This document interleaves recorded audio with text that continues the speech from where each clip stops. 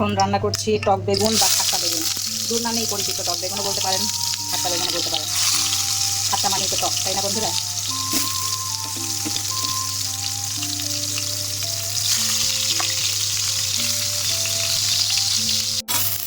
বেগুনটা প্রথমে এভাবে হলুদ দিয়ে তেলের মধ্যে ভেজে নিলাম। এখন পরবর্তী কাজটা করবো আমি, যেহেতু এটা খাট্টা বেগুন, এটা এখানে শেষ হবে না। টক বেগুনের দ্বিতীয় স্টেপ এটা। এখন আমি টক দিয়ে বেগুনটাকে ভেজে ভেজে মানে ভাজি করে নেবো আর কি, ভাজিও না ঠিক বোনা। টক বেগুন মানে বেগুনটা তো আগে ভেজে ফেললাম, তেলের মধ্যে ভেজে ফেললাম। এখন সব মশলা দিয়ে দেখেন বন্ধুরা কীভাবে আমি করছি।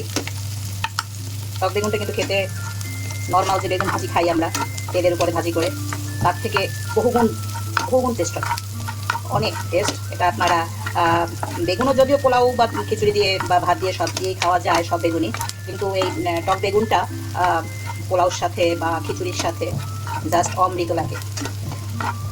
খেয়ে দেখবেন বন্ধুরা। রসুন দিয়ে দিচ্ছি বন্ধুরা, রসুনটা একটু ভেজে নেব।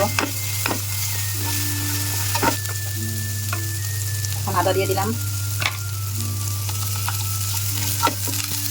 তো এমনি সাধারণত বেগুন ভাজিতে আদাটা যায় না, কিন্তু টক বেগুনটা যখন রান্না করা হয়, মানে টক বেগুনটা যখন করা হয় তখন আদা, তারপরে জিরা, এগুলো সবই দিতে হয়। আদা জিরাটা ভাজা হয়ে গেছে, এখন একটু পানি দেবো।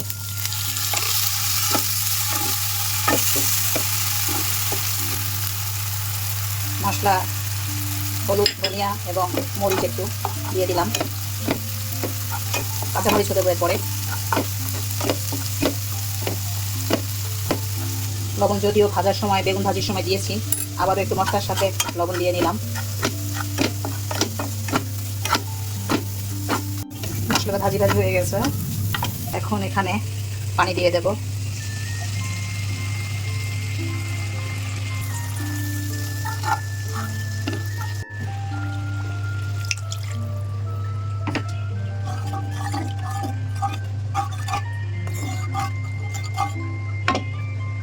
এখন যেটা দিচ্ছি এই যে লেবুটাকে চিপে দেব, মানে একটু বেশিই দেব যেন বেগুনটা টক হয়।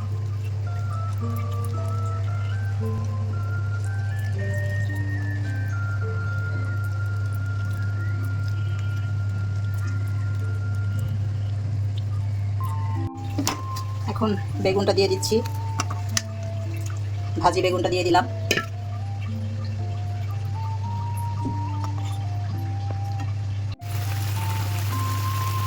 এখন যেটা করবো বন্ধুরা, এই যে চিনি, যেহেতু ডাইরেক্ট টকটা যদি আমরা খাই, টক বেগুন কিন্তু ভালো লাগবে না, তাই টকের ব্যালেন্স আনার জন্য আমি চিনি দিয়ে দিচ্ছি।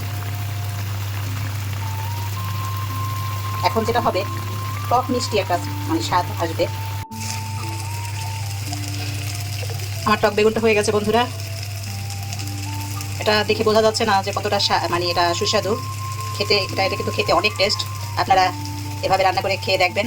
যারা খান আগে থেকেই তাদের কথা তো মানে কিছু বলছি না, কিন্তু যারা টক বেগুনটা খাননি এভাবে রান্না করে, এভাবে ভাজি করে রান্না করে না, এভাবে ভাজি করে খাননি, তারা খেয়ে দেখবেন, খুবই খুবই খুবই টেস্ট এটা। আল্লাহ হাফিজ বন্ধুরা, ভালো থাকবেন।